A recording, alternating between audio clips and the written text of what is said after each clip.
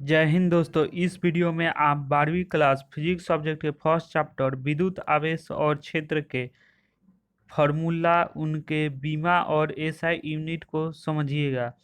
तो जो भी स्टूडेंट बोर्ड के एग्ज़ाम हो या आईआईटी नीट आईसीआर एग्ज़ाम और एयरफोर्स एनडीए के लिए प्रिपरेशन कर रहे हैं हो, या अन्य किसी भी एग्ज़ाम के लिए जिसमें 12वीं क्लास फिजिक्स सब्जेक्ट का सिलेबस रहता है, उन सभी के लिए यह इम्पोर्टेंट वीडियो है।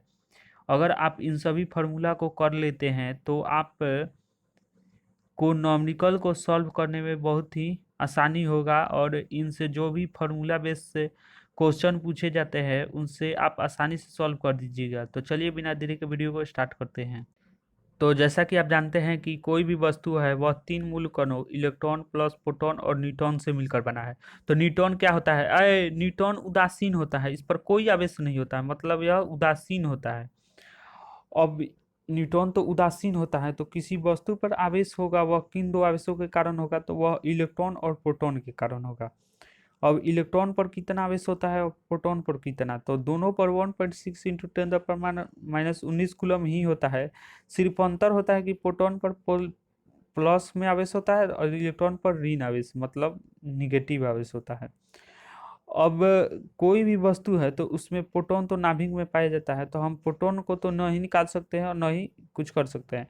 लेकिन इलेक्ट्रॉन बाहरी कक्षा में पाया जाता है, तो इलेक्ट्रॉन को ही हम निकालते हैं और देते हैं। तो अगर इलेक्ट्रॉन को निकाल देते हैं, इलेक्ट्रॉनों और प्रोटॉनों की संख्या बराबर होता है सबसे पहले। अब हम इलेक्ट्रॉनों की को निकाल देते हैं तो प्रोटॉनों की संख्या अपने आप बढ़ जाएगा। इसका मतलब क्या हो गया कि वस्तु धन आवेशित हो जाएगी, क्योंकि प्रोटॉनों की संख्या बढ़ गया।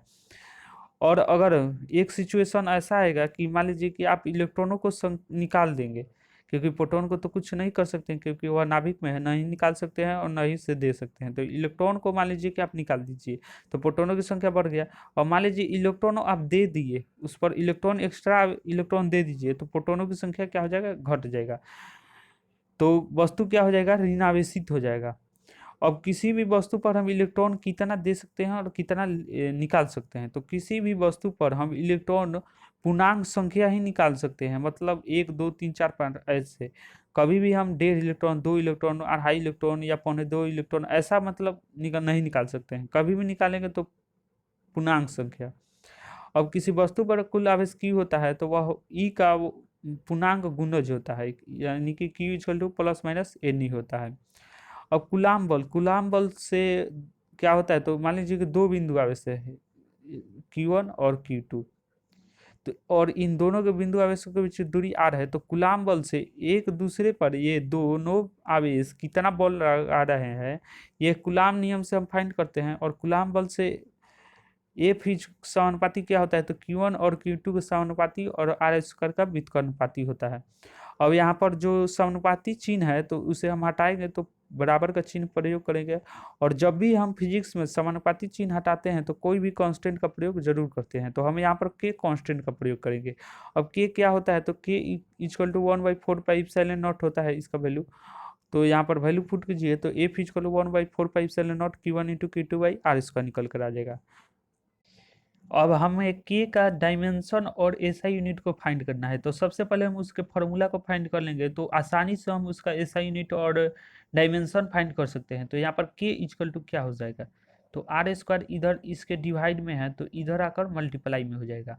जब भी इधर डिवाइड में रहता है बराबर के अपोजिट साइड, तो हम वह क्या होता है? तो मल्टीप्लाई में आ जाता है। और जो मल्टीप्लाई में है वह डिवाइड में आ जाता है, तो यह मल्टीप्लाई में है तो इधर आएगा, तो इसके डिवाइड में आ जाएगा एफ के। तो एफ आर स्क्वायर मल्टीप्लाई में आ गया है, आर स्क्वायर मल्टीप्लाई में हो गया, तो एफ आर स्क्वायर हो गया। देखिए यहाँ पर एफ आर स्क्वायर। और जब Q1 इंटू Q2 डिवाइड में आ जाएगा इन दोनों के, तो Q1 इंटू Q2 डिवाइडेड, तो के का फॉर्मूला निकल कर आ जाएगा F R square by Q1 into Q2। अब यहाँ से क्या करेंगे? तो एफ का वैल्यू पुट करिए। एफ का डायमेंशन क्या होता है? तो एम एल टी का पर -2 होता है। और आर आर एक प्रकार दूरी है, दूरी का क्या होता है? तो एल एल स्क्वायर Q2 और Q1 और Q2, तो यहाँ पर दो आवेश है, तो इन दोनों आवेश का IT चाहे तो आप रख सकते हैं या AT। दो आवेश आवेश का इस जो बीमा होता है वो AT होता है या IT होता है। तो फर्क सिर्फ इतना रहेगा कि आप यहाँ पर ए लेंगे तो ए का पावर -2 आएगा, और अगर आई लेंगे तो आई का पावर -2 आता है। दोनों आंसर लेकिन सही होगा आपका। अब यहाँ पर इसे यहाँ पर देख सकते हैं एम एक ही है तो एम सिंपल लिख देंगे। एल के पावर यहाँ पर 1 है और यहाँ पर 2 है, तो यह दोनों ऐड हो जाएगा, तो एल के पावर माइनस एल के पावर 3 हो जाएगा प्लस में, और टी के पावर माइनस 2 यहाँ पर है, और यहाँ पर टी का पावर 1 है और यहाँ पर टी का पावर 1, तो ये दोनों ऐड होंगे तो टी का पावर 2 हो जाएंगे। और ऊपर जब जाकर यहाँ पर सबस्ट्रैक्ट हो गए तो -2 में से -2 सबस्ट्रैक्ट हो गया तो टी का पावर -4 हो जाएगा। अब यहाँ पर आई के पावर क्या है, तो आई के पावर 1 है और यहाँ पर वाई के पावर 1 है, तो आई के पावर 2 हो जाएगा। और जब यह ऊपर की तरफ जाएगा तो क्या हो जाएगा, तो आई के पावर -2 हो जाएगा। तो अगर आप कूलॉम बॉल का सिर्फ फॉर्मूला याद रखते हैं, F equal to K into Q one into Q two by R square, तो यहाँ से आप के का फॉर्मूला निकाल सकते हैं और उसका डायमेंशन भी निकाल सकते हैं। अब इसका एसआई यूनिट क्या होगा, तो फॉर्मूला से देखिए के इजकल टू क्या आया है, तो F R square by Q one into Q two, तो एफ का क्या होता है एसआई यूनिट, तो न्यूटन। यहाँ पर आर आर क्या है, तो दूरी है, दूरी का ऐसा यूनिट क्या होता है, तो मीटर, और स्क्वायर है तो मीटर स्क्वायर। और यहाँ Q one into Q two, तो आवेश का कुलम होता है, दो आवेश से दोनों का गुणनफल, तो क्यू कुलम गुने कुलम कुलम स्क्वायर, तो Newton metre square per coulomb square, इसका ऐसा यूनिट निकल कर आएगा। देखिए दोस्तों कितना आसानी से आप सोल्व कर रहे हैं। अरे लड़का सन के दिमाग यहाँ पर खराब रहता है कि कैसे हम बीमा और ऐसा यूनिट याद रखें, कोई याद रखने की जरूरत नहीं है दोस्तों। आप सिर्फ फॉर्मूला को याद रखिए, आप डायमेंशन ऐसा यूनिट तो चुटकियों में निकालिएगा, सिर्फ मूल मात्रक आपको याद रहना चाहिए। अब इफ साइलेंट नॉट का मात्रक यहाँ पर देख सकते हैं, जो के का वैल्यू होता है वह के का वैल्यू यहाँ पर जो कूलॉम के द्वारा दिया गया था 1/4 पर इफ साइलेंट नॉट दिया गया था, तो यहाँ पर इफ साइलेंट नॉट क्या है, तो इफ साइलेंट नॉट का अब आप यहाँ पर डायमेंशन और ऐसा यूनिट ज्ञात करना है, तो इफ साइलेंट नॉट को अब यहाँ पर इधर डिवाइड में है तो इधर ले जाइए तो मल्टीप्लाई में आ जाएगा। अब इफ साइलेंट नॉट हो गया, और इधर जब इफ साइलेंट नॉट हो गया और इफ साइलेंट इधर ले आइए, एफ एक्स्ट्रा में है तो एफ को इधर ले जाइए, लेकर आ जाइए, तो Q one into Q two divided by F are I square हो जाएगा। इधर गुना में है इफ साइलेंट नॉट के, तो इधर आएगा एफ, तो इधर इफ साइलेंट नॉट आ जाएगा तो epsilon not into F हो जाएगा, तो एफ इफ साइलेंट गुना में आ गया तो इधर आएगा तो भाग में, तो epsilon naught equal to निकल कर क्या आ जाएगा, तो Q one into Q two divided by F R square, तो हमारा इफ साइलेंट नॉट का फॉर्मूला निकल कर आ गया। अब यहाँ पर Q one into Q two coulomb और गुने गुलाम, तो कुलाम स्क्वायर ऐसा न्यूटन आ गया, और फोर्स का न्यूटन होता है और दूरी का मीटर होता है, स्क्वायर है तो मीटर स्क्वायर हो जाएगा। तो जो ऐसा यूनिट निकल कर आ जाएगा वो क्या हो गया, तो कुलम स्क्वायर पर न्यूटन। पर न्यूटन को ऐसे भी लिख सकते हैं एन के पावर -1 ऊपर की तरफ जाएगा, और मीटर स्क्वायर ऊपर की तरफ जाएगा तो एम के पावर -2, तो इसे हम पढ़ते हैं कुलम स्क्वायर पर न्यूटन पर मीटर स्क्वायर। अब इफ साइलेंट नॉट का बीमा क्या होगा, तो इसी में सिंपली आप पुट कर दीजिए। आवेश का क्या होता है, तो आई टी या ए टी आप कोई भी ले सकते हैं, तो आई टी दोनों ले लीजिए, सेम ही ले लीजिएगा, अगर आप ए टी लेते हैं तो दोनों में ए टी ही लीजिएगा। अब फोर्स का एम एल टी का पर -2 और एल दूरी आर है, तो आर एक प्रकार की दूरी है तो दूरी का एल होता है, स्क्वायर है तो एल स्क्वायर। यहाँ पर अब देखिए एम एक ही है तो एम का पावर -1 हो जाएगा, ऊपर की तरफ जाएगा तो एम ऊपर की तरफ जाएगा, तो उसके बाद एल एल के पावर 1 और एल के पावर 2, तो 3 हो जाएगा, और जाएगा ऊपर की तरफ तो एल के पावर -3 हो जाएगा। अब टी के पावर यहाँ पर 1 और टी के पावर 1, तो टी के पावर 2 हो जाएगा, और 2 हो जाएगा, और माइनस नीचे की तरफ 2 है तो ऊपर जाके घटता है तो -2, यहाँ पर घट रहा है तो माइनस माइनस चिन्ह मिलकर क्या हो जाएंगे प्लस, तो 1 1 प्लस 2 और 2 4 हो जाएंगे, तो टी के पावर 4 हो गया पॉजिटिव में, और आई के पावर +2 में हो जाएगा। यहाँ पर आई के पावर 1 है, यहाँ पर वाई के पावर 1 है, तो आई के पावर 1 और 1 क्या हो जाएगा, तो 2 हो जाएंगे, तो आई के पावर 2। तो यही आपका इप्सिलॉन नॉट का डायमेंशन हो गया। अब आवेश का ऐसा क्या मीटर क्या होता है, तो कूलम होता है। विद्युतीय क्षेत्र ई इक्वल टू क्या होता है, एफ डिवाइडेड बाई क्यू, यहाँ पर एफ फोर्स हो गया, क्यू आवेश हो गया। और एक और विद्युतीय क्षेत्र E equal to 1/4 pi epsilon naught Q by R square है। देखिए दोस्तों, अगर आपको विद्युतीय क्षेत्र फाइंड करना है और आवेश दिया हो और उस आवेश के कारण बल दिया गया हो, तो विद्युतीय क्षेत्र का फॉर्मूला हम ये वाला यूज करेंगे। अगर मान लीजिए कि आपको कोई बिंदु आवेश दे दिया है और इस बिंदु आवेश के कारण अन्य किसी बिंदु आवेश पर, मान लीजिए ए बिंदु पर आवेश है कोई और बी बिंदु आवेश पर विद्युतीय क्षेत्र तक ज्ञात करना हो, आर दूरी पर, आर दूरी भी दिया हो, तब हम इस फॉर्मूला का यूज करेंगे। यहाँ पर जो जिस बिंदु आवेश के कारण ज्ञात करना है उस बिंदु आवेश को हम यहाँ पर पुट करेंगे, और जितने दूरी पर फाइंड करना है वहाँ उस दूरी को हम यहाँ पर रख देंगे। अब जो विद्युतीय क्षेत्र तीव्रता क्या है, तो यह एक सदिश राशि है। इसका दिशा भी होता है कि कितना विद्युतीय क्षेत्र तीव्रता किस दिशा में लगेगा। अब विद्युतीय क्षेत्र तीव्रता का ऐसा मतलब क्या होता है, तो न्यूटन पर कूलम। कैसे, तो विद्युतीय क्षेत्र तीव्रता E इक्वल टू क्या पढ़ा अभी आपने कि एफ डिवाइडेड बाई क्यू होता है। तो यहाँ एफ का ऐसा यूनिट क्या होता है, तो न्यूटन फोर्स का, और आवेश क्यू का कूलम, तो न्यूटन पर कूलम हो गया। एक और विद्युतीय क्षेत्र तीव्रता का ऐसा मात्रक होता है जो वोल्ट पर मीटर होता है, वह दूसरे फॉर्मूला से निकल कर आता है, जिसे आप आगे वाले चैप्टर में पढ़ेंगे। अब विद्युतीय फ्लक्स फाई इक्वल टू क्या होता है, तो वेक्टर ई डॉट डी ए, मतलब कितना विद्युतीय क्षेत्र रेखाएं किसी क्षेत्रफल से गुजर रहा है उन का गुणनफल विद्युतीय फ्लक्स कहता है। मतलब डीए क्षेत्रफल से मान लीजिए कि ई विद्युतीय क्षेत्र रेखाएं गुजर रही है, तो इन दोनों का डॉट प्रोडक्ट यानी इन दोनों का गुणनफल ही क्या होता है, तो विद्युतीय फ्लक्स होता है। अब यहाँ पर जब भी हम डॉट चिन्ह को हटाते हैं तो कॉस थीटा का प्रयोग करते हैं, और क्रॉस चिन्ह को हटाते हैं तो साइन थीटा का प्रयोग करते हैं। इस बात को आपको हमेशा याद रखना है। अब यहाँ पर phi equal to vector E dot D A आ गया। अब फाई का ऐसा यूनिट हम निकालना चाहें तो ई विद्युतीय क्षेत्र तीव्रता का अभी आपने पढ़ा कि न्यूटन पर कूलम होता है, और यहाँ पर डी ए क्या है, तो क्षेत्रफल है, तो क्षेत्रफल का ऐसा यूनिट क्या हो जाएगा, तो मीटर स्क्वायर। तो ऐसा यूनिट क्या निकल कर आ जाएगा, न्यूटन और मीटर स्क्वायर मल्टीप्लाई में, तो न्यूटन मीटर स्क्वायर, और क्या बोलते हैं डिवाइडे में है पर कूलम, तो पर कूलम हो जाएगा। अब देखिए कि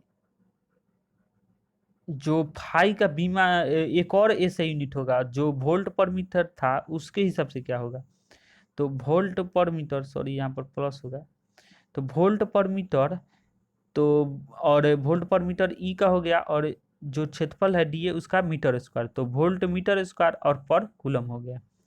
अब गॉस का प्रमेय से आप जानते हैं कि फाई इक्वल टू कुल विद्युतीय flux phi 1 phi epsilon naught का क्यू गुना होता है, यही है गॉस का प्रमेय, तो इसे आप याद रखना है।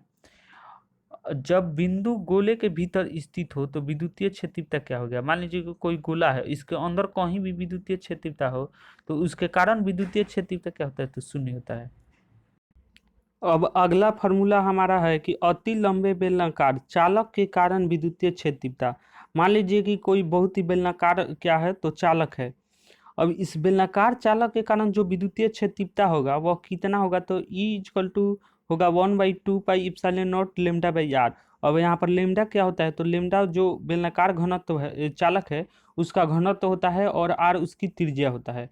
अब यहाँ पर 1/2 पाई इप्सिलॉन का तो वैल्यू कुछ नहीं होता है, आप जानते हैं कि 1/4 पाई इप्सिलॉन का वैल्यू कितना होता है, तो इसका वैल्यू तो हम लोग को पता है कितना होता है, तो 9 × 10⁹ न्यूटन मीटर स्क्वायर होता है, न्यूटन मीटर स्क्वायर पर कूलम होता है। तो यहाँ पर हम अगर इस 1/2 पाई इप्सिलॉन नॉट को 1/4 पाई इप्सिलॉन नॉट में कन्वर्ट कर दें तो हम इसका वैल्यू 9 × 10⁹ रख सकते हैं।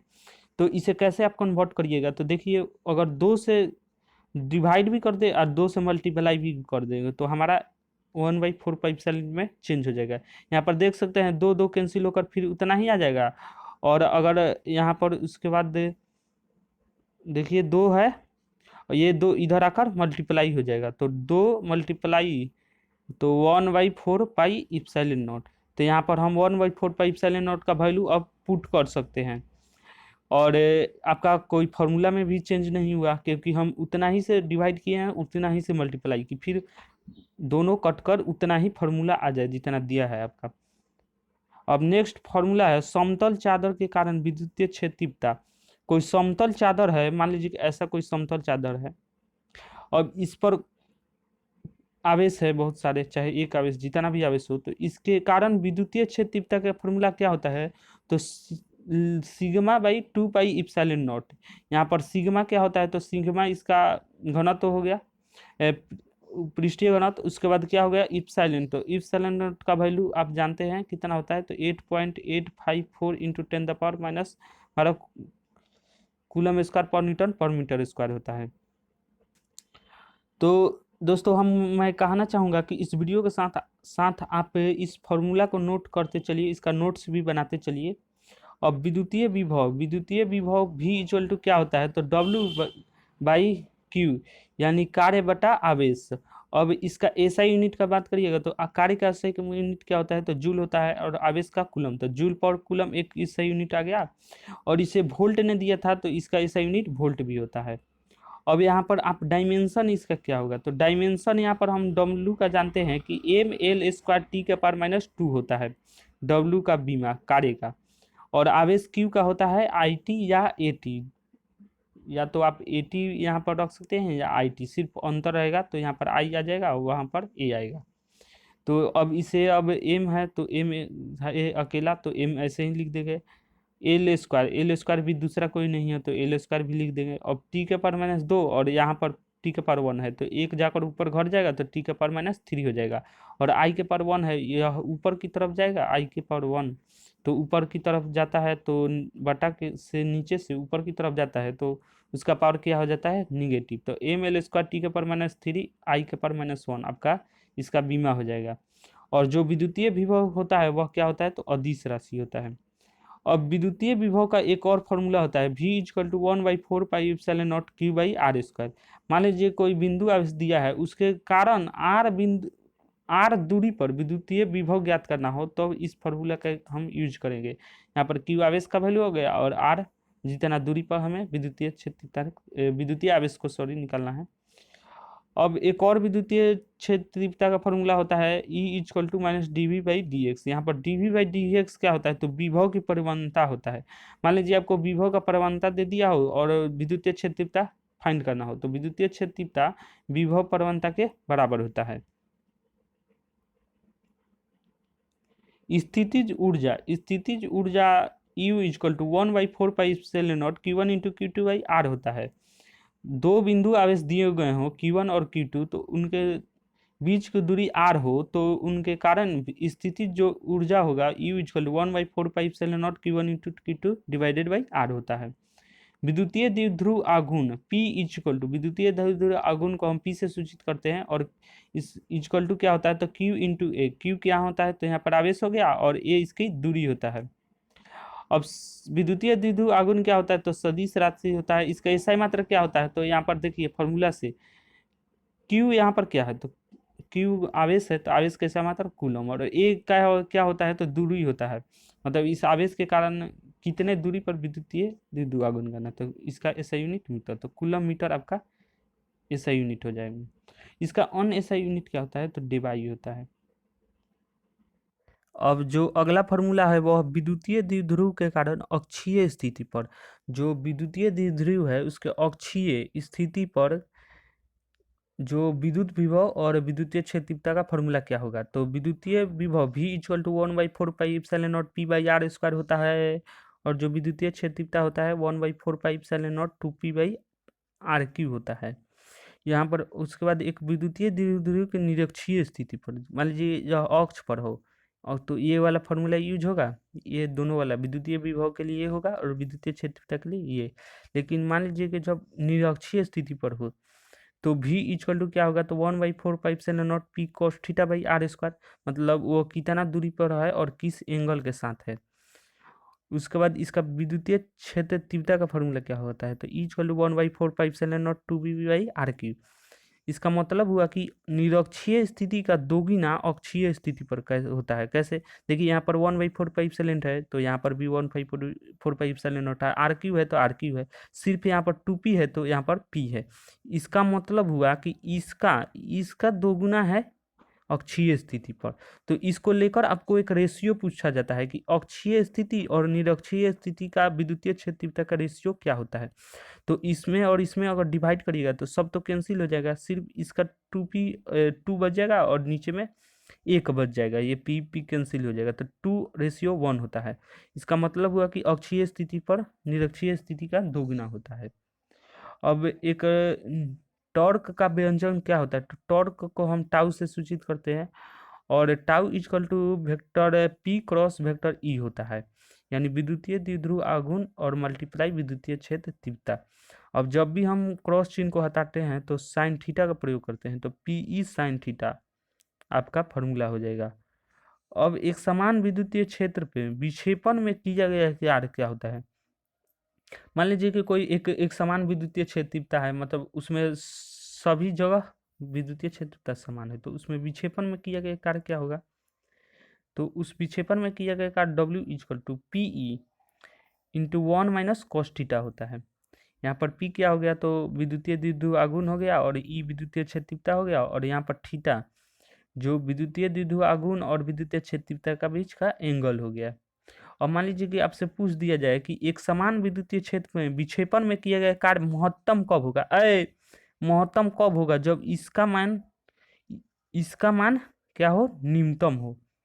जब cos थीटा का मान न्यूनतम होगा, तो न्यूनतम जितना ही होगा उतना ही एक से कम घटेगा, कम घटेगा तो उतना ही ज़्यादा वैल्यू आएगा, और ज़्यादा से पीई में मल्टीप्लाई करेंगे तो ज़्यादा ही वैल्यू आएगा।